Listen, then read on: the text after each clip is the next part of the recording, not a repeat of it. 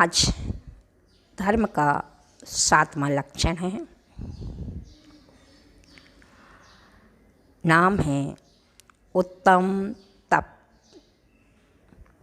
तन मिला है तुम तप करो, तन मिला है तुम तप करो, करो कर्मों का नाश। रवि शशि से भी बढ़कर है तुम में द्रव्य प्रकाश, तुम में द्रव्य प्रकाश। चलिए, उत्तम तप क्या है? कर्म क्षयार्थे तपते इति तपा। जो कर्म क्षय के लिए तपा जाए उसे तप कहते हैं। इच्छा निरोधो तपा, इच्छाओं का निरोध करना तप है। तपसा निर्जरा च, तप से निर्जरा और संवर होता है। किसी ने प्रश्न किया गौतम गणधर से, सिद्धि और शुद्धि का क्या मार्ग है? तो गौतम गणधर ने उत्तर दिया, तपश्चरण। जैसे दूध को स्वादिष्ट बनाने के लिए, मावा बनाने के लिए बर्तन को तपना पड़ता है, उसी प्रकार से आत्मा को परमात्मा बनाने के लिए देह रूपी बर्तन को तपना ही पड़ता है। इसलिए चलिए, आचार्यों ने कहा है संसार में 2 प्रकार के मार्ग हैं। इन 2 मार्गों से ही ऊपर और नीचे जाया जाता है। एक साधन मार्ग और एक साधना मार्ग। साधन मार्ग भोग का मार्ग है, जिससे नरक निगोद की यात्रा की जाती है। और साधना मार्ग दूसरा योग का मार्ग है, जिससे स्वर्ग और मोक्ष को जाया जाता है। मनुष्य के पैर नरक में है और स्वर्ग, और सिर स्वर्ग से टकरा रहा है। अभी मनुष्य के हाथ में है, क्योंकि भारत में भोग का नहीं योग का सम्मान होता है। गुण का नहीं गुण का सम्मान होता है। व्यक्ति का नहीं व्यक्तित्व का सम्मान होता है। रूप का नहीं स्वरूप का सम्मान होता है। तो चलिए, यदि आज आपके लिए अपनी आत्मा को पावन और पवित्र बनाना है तो तप दोषों की निवृत्ति करता है। जैसे धूप में फल पकते हैं तो उसमें मिठास आ जाती है। आँच में भोजन पकता है तो स्वादिष्ट हो जाता है। अग्नि में तपकर सोना शुद्ध हो जाता है। अग्नि में तपकर पककर ही मिट्टी मंगल कलश बनती है, सिर पर धारण करने का महान सम्मान पाती है। ऐसे कई उदाहरण। मुल्ला नसरुद्दीन ने या अकबर ने बीरबल से पूछा कि कोयले को सफ़ेद कैसे करोगे? तो बीरबल ने कहा, उसे जलाकर। उसी प्रकार से इस कर्म से कलमा सहित इस आत्मा को यदि सफ़ेद करना है तो इसे पानी से धोकर के नहीं, इसे स्नो पाउडर आदि या भोजन देकर शुद्ध नहीं कर सकते। यदि इसे शुद्ध करना है तो तपाकर, जैसे कोयले को कितना भी आप पानी में साबुन सोडा लगा कर धोने का प्रयास करोगे तो उतना काला होगा। उसी प्रकार से यदि आत्मा में हम जितने जितने विषय भोग डालेंगे उतना ही हमारी आत्मा काली होती जाएगी। तो आज अगर अपनी आत्मा को सफ़ेद करना है, अपने कर्मों को जलाना ही पड़ेगा। सूरज तपे तपे रे माटी, दीपक जले जले रे बाती, मोहे तजना होगा तुझको तपना होगा। जैसे सूरज जितना जितना तपता है उतना प्रकाश देता है।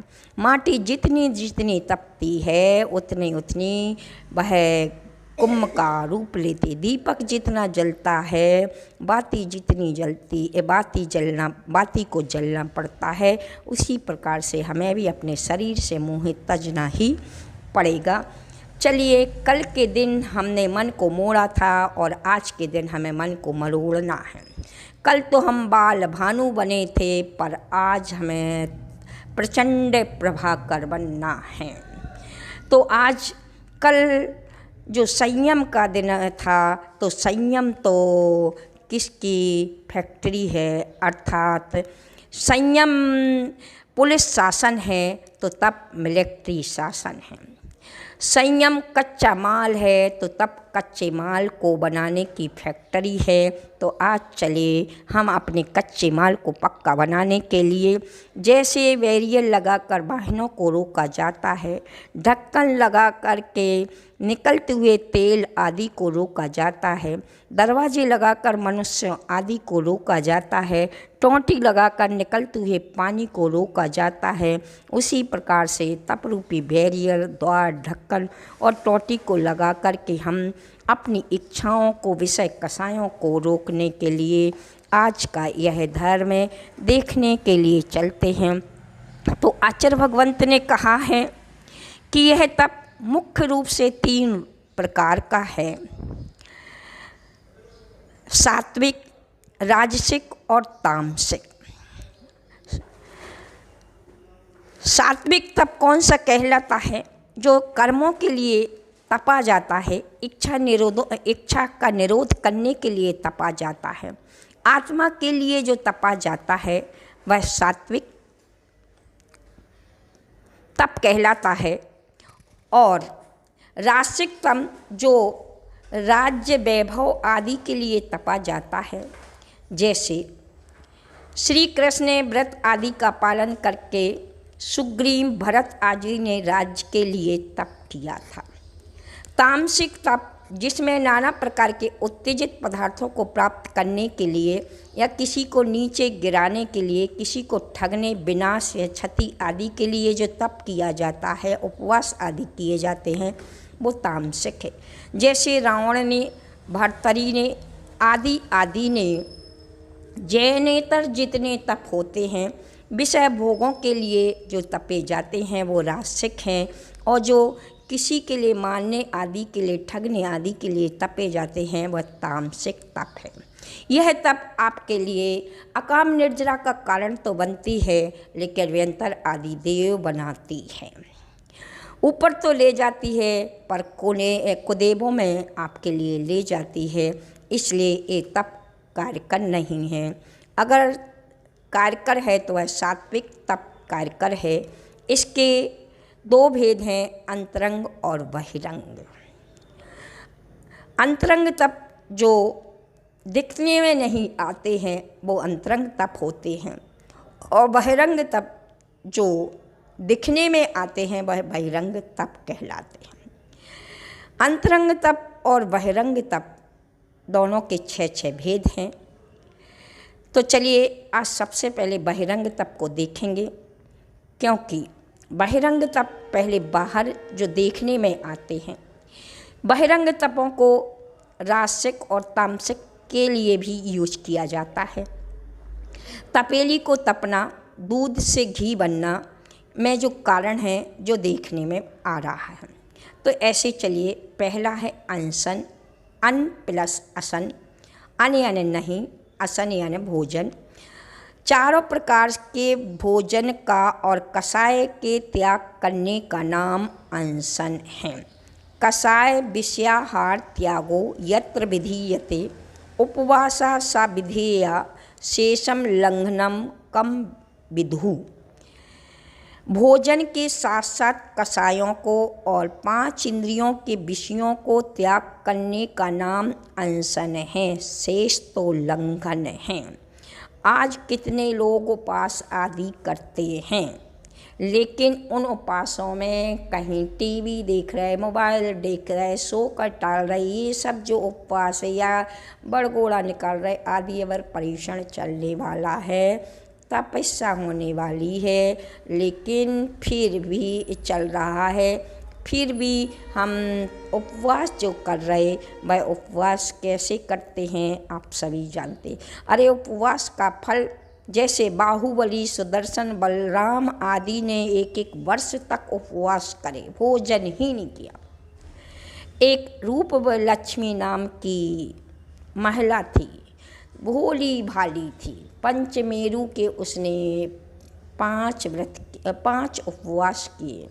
एक दिन वह रास्ते से जा रही थी और एक महिला को देखा रोती हुई। उसने कभी रोना नहीं देखा था। उस महिला से भोलेपन में बोली कि री बहन, तू तो बहुत सुंदर गाती, मुझे भी सिखा दो। उसको बहन को लगा कि ये जले पर नमक भुरक रही है, अब मैं देखती हूँ।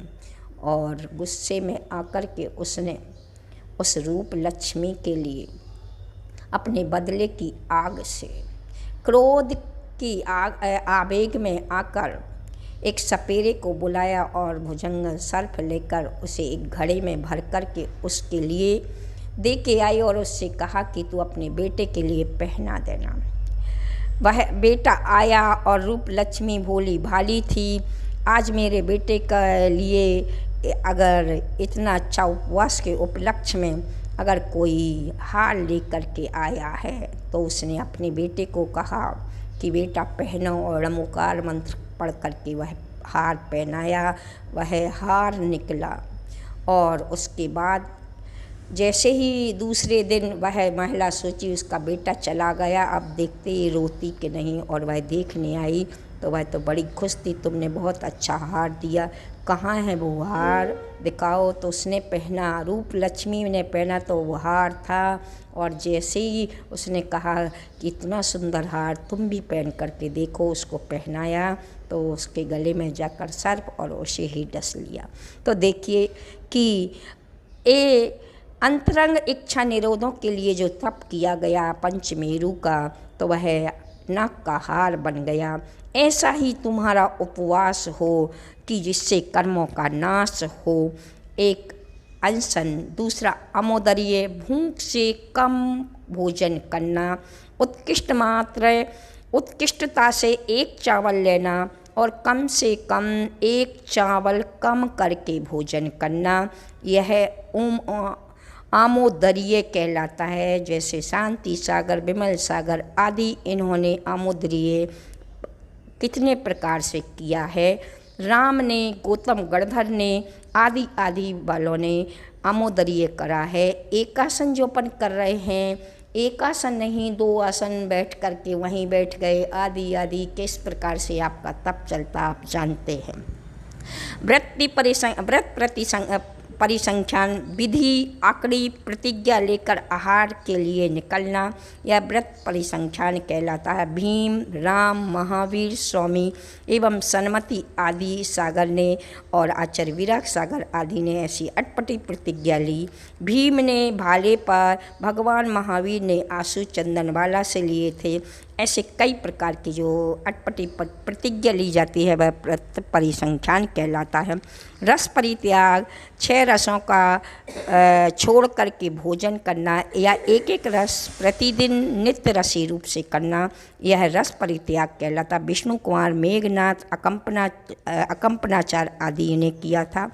विविक्त शय्यासन, एकांत स्थान में, निर्जन स्थान में बैठना, सोना, उठना आदि क्रिया करना, यह विष्णु कुमार मुनि, पड़क मुनि और चंद्रगुप्त, वरदत्त आदि मुनियों ने किया था।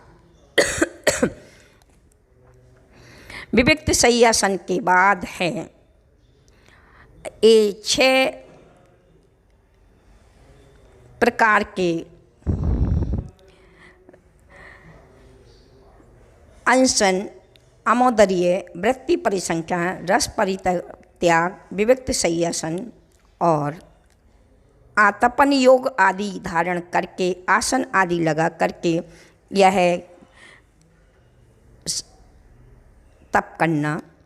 अंतरंग तप जो दिखने में नहीं आते हैं, प्रायश्चित, विनय, वैयाव्रत, स्वाध्याय, विसर्ग और ध्यान, इस प्रकार से ये 6 अंतरंग तप हैं। इन तपों को तप करके अपनी सिद्धि, तप क्यों किया जाता है? राग का उच्छेद करने के लिए, कर्म का नाश करने के लिए, ध्यान और ज्ञान की प्राप्ति के लिए तपा जाता है।